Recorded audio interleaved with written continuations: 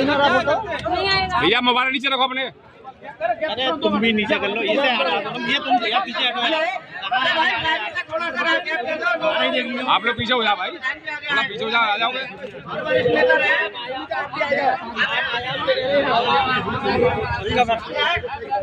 थोड़ी जगह देते रहे भाई, आने वाले थोड़े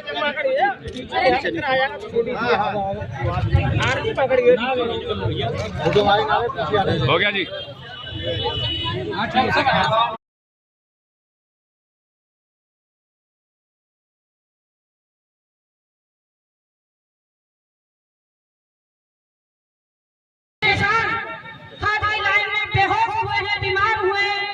और खाद नहीं मिला है।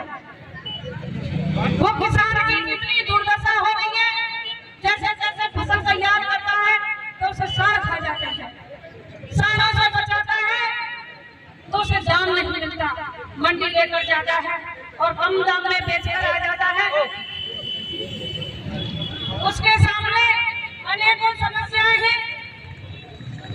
किसान थोड़े से रकम को लेकर अपनी ब्याज पर दिया हुआ पैसा वापस करने के लिए जिद्दोजहद करता है, अपने बीमार माँ बाप के लिए दवाई देने के लिए जिद्दोजहद करता है, अपने बेटे की पढ़ाई के लिए फीस जमा करने के लिए जिद्दोजहद करता है, अपनी बेटी की शादी करने के लिए, अपनी बहन का साथ करने के लिए इतनी सारी परेशानियों का सामना करता हुआ तो अन्नदाता किसान कर्जे में डूबा हुआ इस वर्तमान सरकार में ज्यादातर अन्नदाताओं ने आत्महत्या की है। ये मैं नहीं बता रही, ये सरकारी आंकड़े बताते हैं। हमारे नौजवान साथी इतनी बेरोजगारी है, चारों तरफ बीएससी एमएससी टीचर कैंपे के लिए हुए घास काटने के लिए मजबूर हैं। वो इतनी मेहनत करते हैं, उनके माता पिता ने फटे कपड़े पहनकर, उनकी माँ ने फटी साड़ी लपेटकर अपने बच्चे की फीस भरी है, उसके पिता ने अपने अरमानों का गला घोटकर अपने बेटे को शहर पढ़ने के लिए भेजा, किराए पर मकान ले लिया और उस बच्चे ने दिन रात मेहनत करके पढ़ाई की। जब पेपर होता है तो पेपर लीक हो जाता है, जब इनकी भर्तियां निकलती है तो पेपर लीक करा देते हैं। हमारे युवा बेरोजगार नौजवानों ने इस सरकार में सबसे ज्यादा आत्महत्याएं की हैं और इस दमनकारी सरकार का इतना शोषण हो रहा है कि हमारे नन्हे मुन्नों के हाथों से किताब छीनने का काम कर रही है, विद्यालयों पर ताला लगाने का काम कर रही है।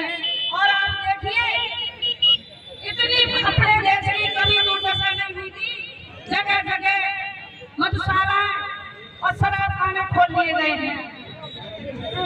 हमें पढ़ने से वंचित रखने के लिए, हमारे आने वाली पीढ़ियों को पढ़ाई से वंचित इसलिए रखा जा रहा है क्योंकि नहीं पढ़ेंगे, नहीं हक अधिकार की बात करेंगे। ये बर्दाश्त से बाहर है। आज अन्नदाता किसान, युवा, बेरोजगार, महिलाएं सभी जागरूक हो चुके हैं, पीढ़ी परिवार एकजुट हो चुका है। वोट चोरी जैसे धन्यवाद देता हूँ। धन्यवाद। अब जो है हमारे अध्यक्ष पुष्पाल यादव जी अपनी बात 2 मिनट, चूंकि अभी ज्ञापन देना था, टाइम हो गया है, तो 2 मिनट हमारे बड़े भाई यादव पुष्पाल यादव जी। बहुत बहुत धन्यवाद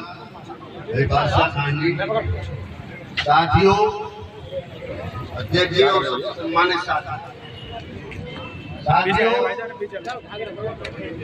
भाजपा सरकार शिक्षा मुझे लगता है जैसे भाजपा सरकार मंत्रियों की, प्रधानमंत्री की सबकी डिग्री बनती है, चलाना चाहती है, पूरे हिंदुस्तान को फर्जी डिग्री का प्रमाण पत्र बनवाना चाहते हैं सबके लिए। तो साथियों, आप सब लोगों को मालूम है कि 17,000 स्कूल जो कि सरकार ने बंद किए, काम को कुछ करना धरना ही नहीं है।